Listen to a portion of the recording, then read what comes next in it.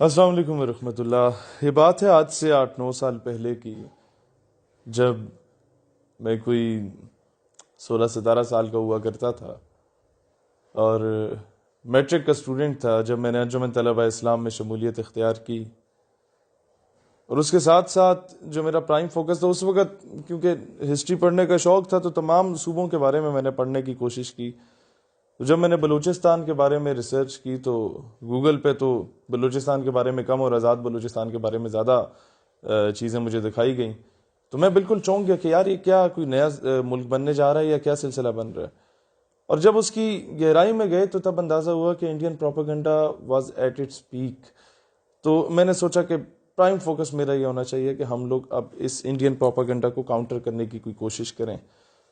اب social media سے ہم نے شروع کیا، کچھ ٹویٹر کے، کچھ فیس بک کے ہمارے دوست احباب تھے، یوٹیوبرز تھے، ان لوگوں کے ساتھ مل کے سے کاؤنٹر کیا. لیکن میں نے کہا نہیں، جو مجھے نظر آ رہا ہے وہ یہ ہے کہ جو نفرت ہے وہ لوگوں کے دلوں تک سرایت کر چکی ہے اور وہ نفرت ڈالی گئی ہے پاکستان کے خلاف، اس کو کاؤنٹر کرنا ہوگا. میں نے وفاقی اردو یونیورسٹی اسلام آباد اور نیشنل پریس کلب اسلام آباد اور اس کے ساتھ ساتھ کرتے کرتے پورے پاکستان میں ایسے سیمینارز کرائے، ریلیاں، جلسے وغیرہ کرائے، جس میں نے کوشش کی کہ ایسے بلوچستان کے ہیروں کو بلایا جائے جو کہ آپس میں تو سیاسی اختلاف رکھتے ہیں لیکن پاکستان کے لیے ہمیشہ قربانی دینے کو تیار ہیں.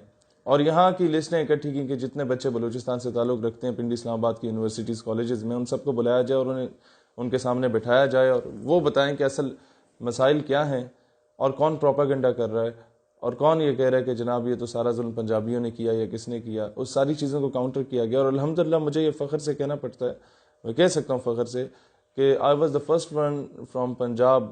2004 سے 2015 تک جتنی وہاں پر انارکی پھیلی، اس کے بعد میں واحد بندہ تھا جو کوئٹہ گیا اور قومی پرچم ریلی ہم لوگوں نے نکالی. میرے کلاس فیلوز نے، بلال کاکڑ اور ہم سب نے مل کے ہمارے تقریباً، میں گیریزن اکیڈمی کوئٹہ میں 2 سال پڑھا بھی تھا when my father was posted there. یہ 2005-6 کی بات تھی. تو سارے پرانے دوست جو تھے کوئی وہاں پر پولیٹیکل فیملی سے بھی تعلق رکھتے تھے. بعد میں ہم سارے جب بڑے ہو گئے، کوئی 17-18 سال کے ہو گئے، تو ہم لوگوں نے سوچا کہ وہاں پر اس طرح کی ریلی نکالیں کہ اس میں پشتون، بلوچ، پنجابی، سندھی اور یہ سارے کشمیری، بلتستانی سب اکٹھے ہوں. تو اس سے کوئی سیاسی رنگ نہ دیا جائے، صرف پاکستانی پرچم کے سائے تلے ہم کوئٹہ میں اس طرح کریں. اور اس وقت یہ میں جانتا ہوں کہ جو ڈیتھ تھریٹس ہمیں ملا کرتی تھیں بی ایل اے کی جانب سے، بی آر اے کی جانب سے، بی ایس او کی جانب، بی ایس او آزاد کی جانب سے، and then B L F کی جانب سے، وہ ہم بہتر جانتے. خیر ہم نے وہ اس وقت اتنا پبلسائز اس سے نہیں کیا تھا کیونکہ ظاہر ہے عوام کا مورال ڈاؤن ہوتا تھا. تو خیر وہ سارا کیا.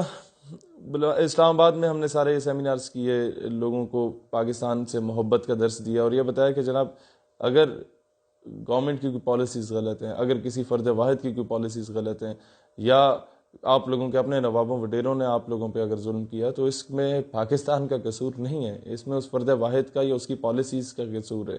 اور پاکستان تو ہم سب کا ملک ہے، اس سے محبت، میں تو پاکستان سے محبت اس لیے نہیں کرتا کہ میں یہاں پیدا ہو گیا پلا بڑا، میں تو البتہ صرف اس لیے کرتا ہوں کہ یہ واحد ریاست ہے، ریاست مدینہ کے بعد جو کہ اسلام کے نام پہ حاصل کی گئی، تو مجھے تو اس سے عقیدت اور محبت رسول اللہ علیہ الصلوۃ والسلام کے نسبت سے ہے.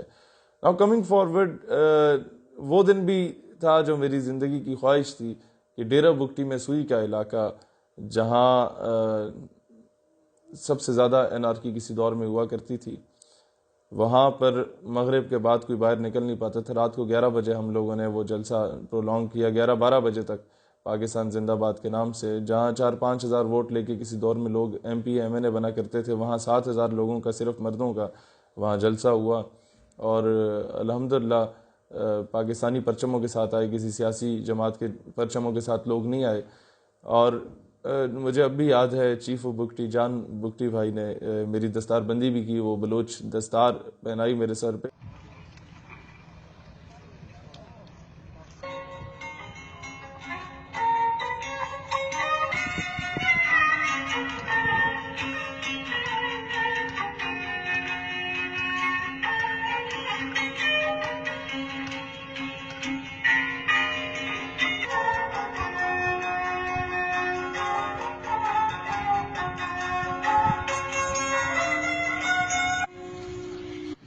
اور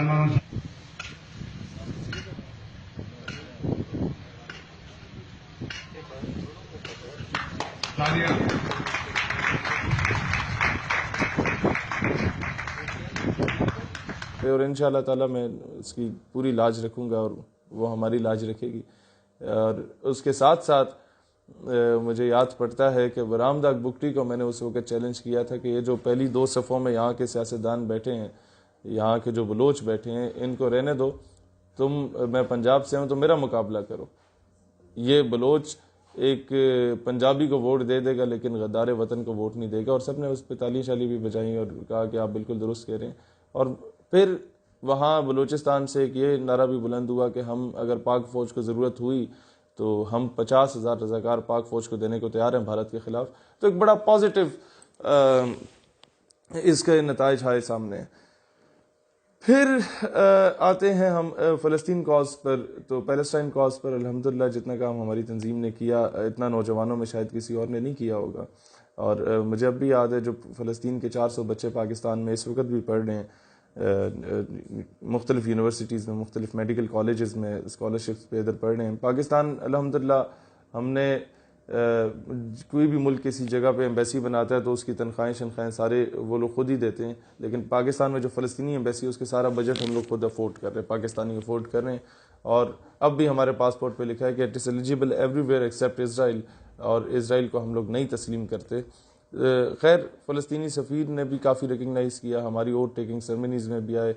سفیر جو ایمبیسیڈر ہوتا ہے, جو لوگ ڈپلومیٹک افیئرس کو جانتے ہیں وہ صحیح جانتے ہیں کہ وہ سرینا یا میریٹ سے باہر نہیں جاتا, وہ اسی طرح کے ہوٹلز میں آتا ہے, وہ منتیں ترلے کر کے. اور یہ وہ سفیر تھے جنہوں نے اتنا کوآپریٹ کیا ہماری سنسیریٹی کو دیکھتے ہوئے کہ ہم اگر یہ بھی کہہ دیں کہ جناب پریس کلب کے باہر احتجاج ہے یا کسی چوک چوراہے پہ احتجاج ہے تو ادھر بھی یہ پہنچ جائیں گے ہمارے ساتھ اپنی کسی قسم کی سیکورٹی کے بغیر. تو ایسے درویش صرف لوگ بھی ہیں. اور بیت المقدس کا خوردہ جو آیا کرتا تھا وہ یہ ہمیں کھلایا کرتے تھے ادھر جب ہم لوگ مسئلہ فلسطین پر ڈسکس کرنے جاتے تھے. پھر ہمارا یہ بھی انڈرسٹینڈنگ ہوئی آپس میں کہ ہمارے تمام پاکستانی نوجوان اور آپ کے فلسطینی نوجوان مل کے کام کریں گے اس کاز کے لیے, اور ان کے پیلسٹینین اسٹوڈنٹ آرگنائزیشنز جتنی بھی ہیں ان کے ساتھ ہمارے روابط ہوئے وہاں پر بھی اور یہاں پر بھی.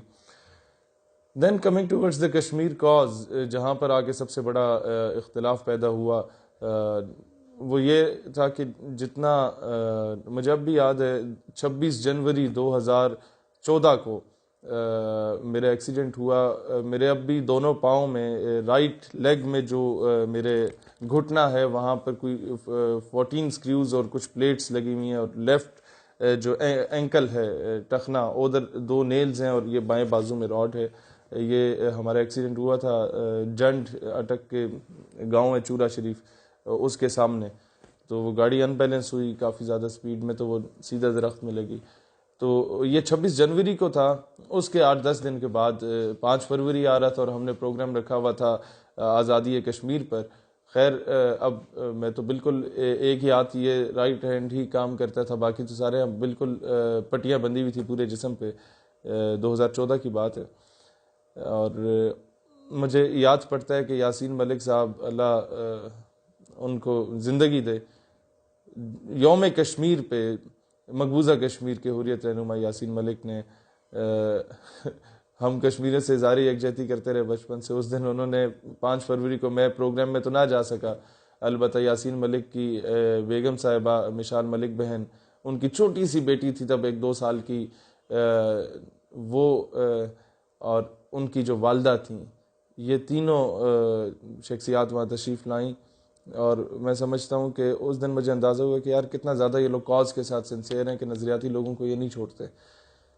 پھر مزید آگے بڑھتے ہیں تو کچھ مہینے میں ویل چیئر پہ رہا, 3-4 مہینے. ان دنوں میں کافی زیادہ دہشت گردی ہونا شروع ہو گئی, اور ہم لوگوں نے جان ہتھیلی پہ رکھ کے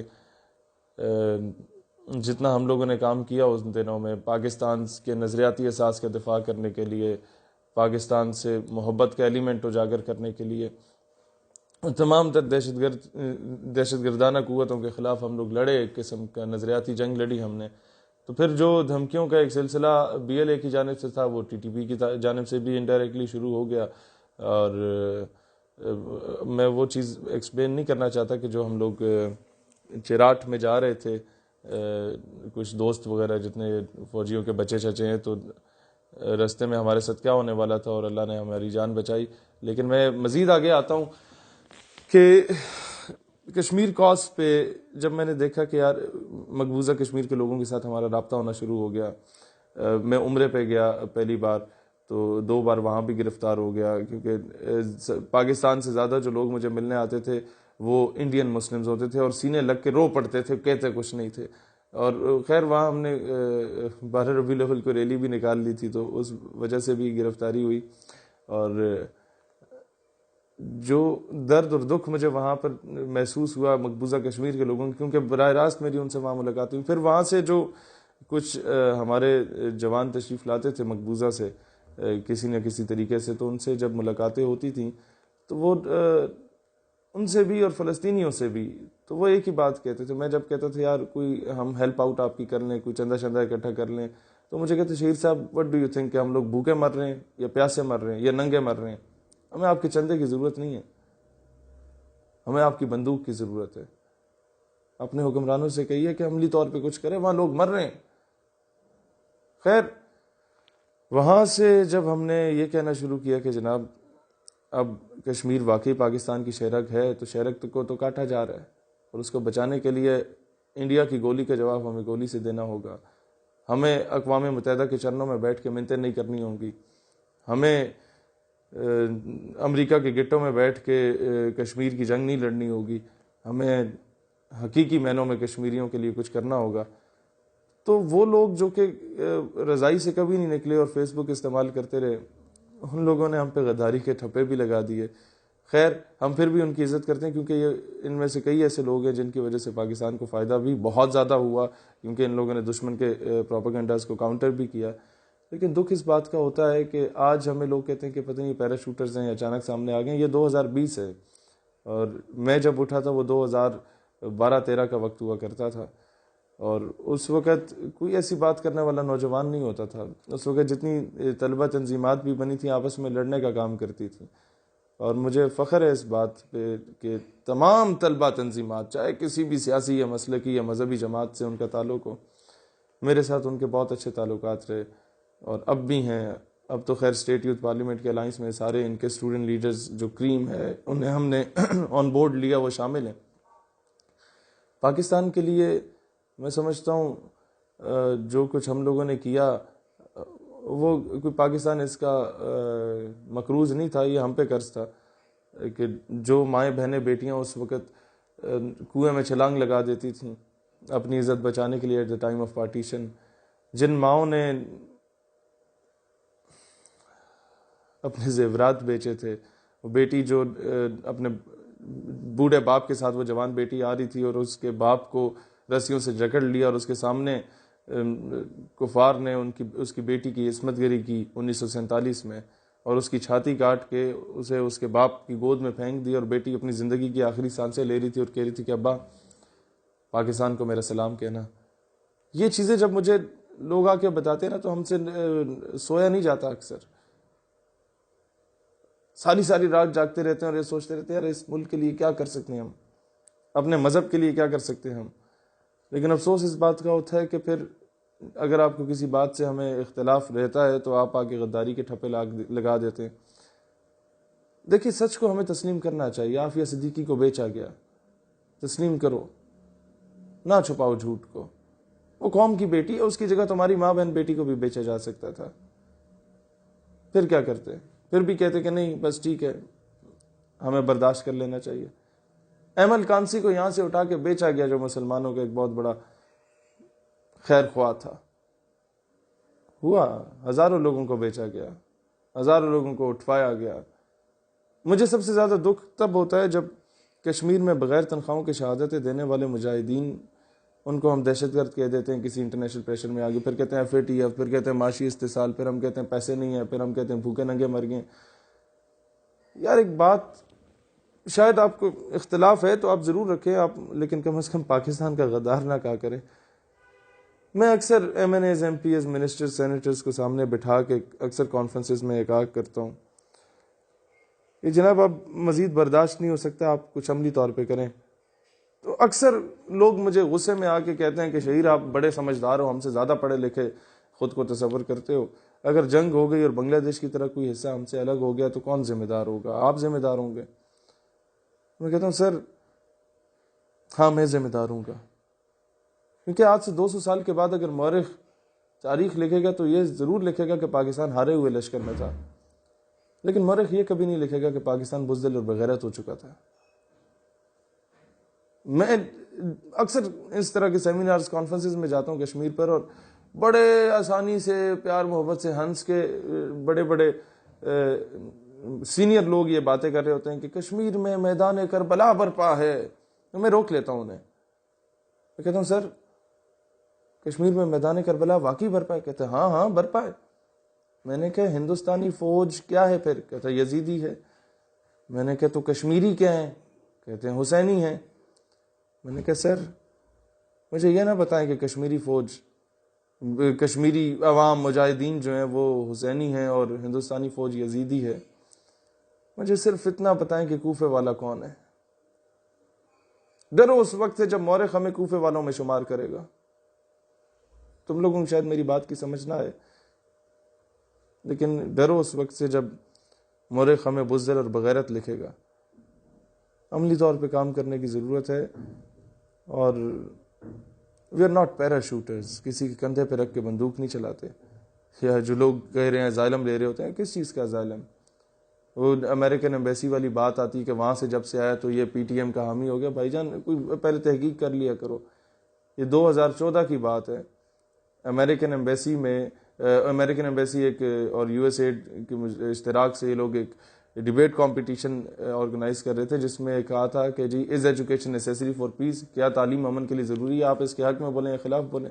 میرے ایچ او ڈی نے، میں army public college of management and sciences میں پڑھتا تھا، انہوں نے کہا شہیر تم اچھے تقریر کر لیتے تو جاؤ. میں کہا سر میں اول تو ڈیبیٹ کمپٹیشنز میں حصہ نہیں لیتا، میں تو ویسے مقرر ہوں، لیکن یہاں تو بالکل بھی نہیں جاؤں گا. پیچھے امریکہ کا جھنڈا لگا ہوگا، سامنے میں تقریر کر رہا ہوں گا تو کوئی بھی تصویر لگا کے بولے گا غدار ہو گئے.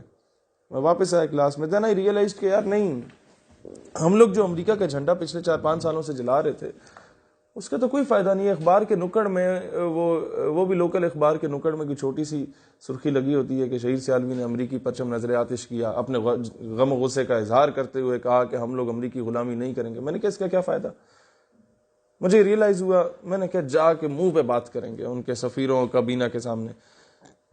میں گیا ایچ او ڈی صاحب کے پاس، میں نے کہا سر میں جانا چاہتا ہوں. ایچ او ڈی صاحب نے ہنس پڑے، انہیں اندازہ ہو گیا کہ اب یہ کرنا کیا چاہ رہا ہے. انہوں نے کہا شہید تو مجھے ذرا تقریر لکھ کے دو نا، اور وہ میں دیکھوں گا، اس کے بعد پھر میں تمہیں جانے دوں گا. میں نے خیر تقریر لکھی کہ ملالہ بڑی نیک خاتون ہے اور عافیہ صدیقی کو صحیح گرفتار کیا گیا اور ہمیں دہشت گردی کے خاتمے اور امن کے قیام کے لیے امریکہ کا ساتھ دینا ہوگا. ایچ او ڈی صاحب نے وہ پڑھی، مسکرائے، کہتے ہیں بیٹا ضمیر تو میرا بھی نہیں مانتا کہ تم ایسی باتیں کرو، نہ ہی تمہارا مانتا ہوگا، لیکن البتہ پوزیشن اسی سے آئے گی. میں کہ بالکل سر پوزیشن تو اسی سے آئے گی.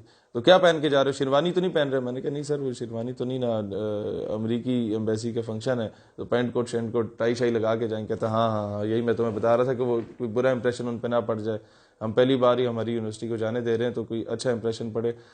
خیر میں آیا، میں نے کہا یار اب وہاں سچ تو بولنا ہے لیکن ذرا سپورٹ بھی لے کے جانی چاہیے.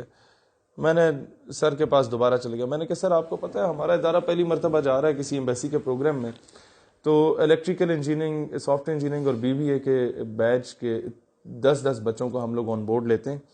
آپ اجازت لیں کہ آڈینس کے لیے ہمیں 30 بندے چاہیے، اور ایک ٹیچر بھی ہم رکھ لیتے ہیں اس میں تاکہ بچے ڈسپلن ان کا مینٹین رہے. تو جب میں نے یہ کہا کہ ٹیچر بھی رکھ لیتے ہیں تو ان کے وہم گمان میں بھی نہیں آیا کہ یہ کوئی جا کے وہاں پر دنگا شنگا کرنے کے ارادے میں. خیر انہوں نے کہا بالکل ٹھیک ہے، تم مجھے لسٹیں پرووائڈ کرو کس کس کو لے کے جانا چاہیے. میں نے کہا سر میں آپ کو لائق بچوں کی لسٹیں دیتا ہوں. اب ظاہر ہے وہ ایک ڈپارٹمنٹ کے ایچ او ڈی تھے تو باقی ڈپارٹمنٹس میں کون لائق ہے کون نہیں ہے اس سے تو انہیں سروکار نہیں تھا. تو میں نے جتنے دان نما ٹائپ، معذرت کے ساتھ وہ سن بھی رہے ہوں، مطلب ہٹے کٹے زبردست دبنگ ٹائپ ہمارے جو دوست احباب ہوتے تھے تمام ڈپارٹمنٹس کے، ان سب کے نام وہاں تحریر کیے. اور ٹیچرز جو 3 ہم نے رکھے وہ رکھے جو ہمارے ٹائپ کے فریش ہوتے تھے، جنہیں فریش بی ایس آنرز یا ایم ایس کیا ہوتا تھا اور آ جاتے تھے وہاں وزٹنگ فیکلٹی کے لیے. تو ہمارا ایج ڈفرینس اتنا نہیں ہوتا تھا، تو گپ شپ آپس میں اچھی ہوتی تھی. ان کو بھی ہم نے آن بورڈ لیا. انہیں کہا سر آپ جائیں گے ایمبیسی کا پروگرام ہے، تو بڑے خوش ہو گئے کہ ہاں چلیں گے انشاءاللہ. خیر کوسٹر ارینج ہو گئی، ایمبیسی کے جو بھی لڑکے شڑکے تھے ان سے بات ہوگی کہ بھئی ہماری آڈینس والے بھی آنا چاہتے ہیں تو آپ اجازت دے دیں. انہوں نے کہا جی you are more than welcome, ہمیں تو انتظار ہوتا ہے کہ کوئی سننے والا بھی آیا ہو. خیر 78 ایجوکیشنل انسٹیٹیوٹس کے ڈیبیٹرز گئے، بیچ میں شہیر سیالوی صاحب بھی گئے اور 30 بندے ہمارے ساتھ اور چلے گئے اور 3 وہ ٹیچرز. رستے میں جناب پیٹرول پمپ آتا ہے، میں انہیں کہتا ہوں جناب ذرا گاڑی روکو. پینٹ کوٹ میں نے پہنا ہوتا ہے اور ساتھ ایک تھیلا سا پکڑا ہوتا ہے، تو گاڑی روکو یار میں واش روم جانا ہے. گیا واش روم میں، تو شہید صاحب جا پینٹ کوٹ میں رہے ہیں، واش روم سے نکل رہے ہیں تو شیروانی اوڑی ہوئی ہے. تو وہ کہتے ہیں یار یہ کیا چکر ہے. میں نے کہا یار گاڑی میں بیٹھو پھر بتاتا ہوں. ابھی ہماری یونیورسٹی سے جو نیشنل لائبریری جہاں پر ایمبیسی اپنا پروگرام کرا رہی تھی اس کا سفر کوئی ہے 25-30 کلومیٹر کا، تو گھنٹہ لگ ہی جاتا ہے. اسلام آباد پنڈی کی سڑکوں پہ رش بھی ہوتا ہے. تو رستے میں نے انہیں کہا یار چکر یہ ہے کہ جو تقریر میں نے کل سر کو سنائی تھی اور تم لوگوں کو بھی سنائی تھی، میں وہ تقریر نہیں کر رہا. کیا کر رہے ہو پھر؟ میں نے کہا یار میں تو سچ بولنے جا رہا ہوں آج، یا آر ہوئے گا یا پار ہوئے گا. کہتے نہیں یار اسی سارے کٹے جاؤں گے. میں نے کہا یار بات یہ ہے کہ اگر نکالے گئے تو پاکستان کی زمین بڑی زرخیز ہے، اور جب لوگوں کو یہ پتہ چلے گا کہ انہوں نے امریکہ کی آنکھوں میں آنکھیں ڈال کے بات کی ہیں، تو تم لوگوں کو نکالا بھی گیا تو اچھی اچھی یونیورسٹیز میں لوگ تمہیں ایڈمیشن بھی دلوائیں گے اور تمہارے اخراجات بھی خود افورڈ کریں گے. تو وہ تھوڑے سے خیر انہیں میں نے مطمئن کر لیا، اور میں نے کہا بس میں تقریر شروع کروں گا تو تم لوگوں نے جو ہے نا وہ کر دینے ہیں، سپورٹ اس طرح کرنی ہے کہ کسی کی جرت نہ ہو آ کے مجھے روکے. خیر میں تقریر کرنے گیا، کیا تقریر کی وہ آپ دیکھ لیں گے. مجھے خوشی اس بات کی ہوئی کہ جب وہ سیمینار ختم ہوا، سیمینار کیا ڈیبیٹ کمپٹیشن ختم ہوا، تو ظاہر ہے اب انعام تو مجھے نہیں ملنا تھا کیونکہ سچ ہمیشہ کڑوا ہوتا ہے اور سچ بولنے والے کو باغی اور غدار کا لیبل بھی ملتا ہے. لیکن تقریر کر کے میں آڈیٹوریم سے سیدھا باہر نکل گیا اور آدھا آڈیٹوریم زندہ آباد مرد آباد کے نعرے لگاتا ہوا. What is the literacy rate of United States of America? It's 99%. If education is necessary for peace, then the so-called champion of human rights and world's most well-educated nation, the United States of America, would not be responsible for the insurgency and terrorism in Iran,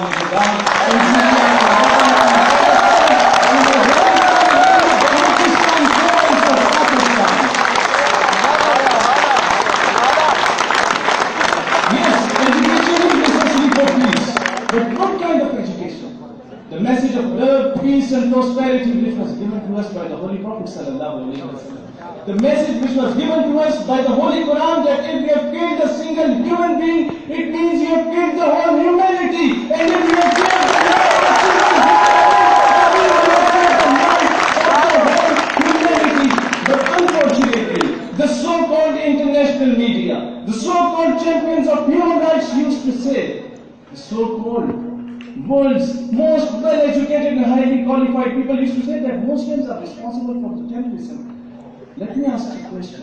What is the literacy rate of Israel? It's 97%. Then what is being done in Palestine? Thousands of Muslims what was done in Iran?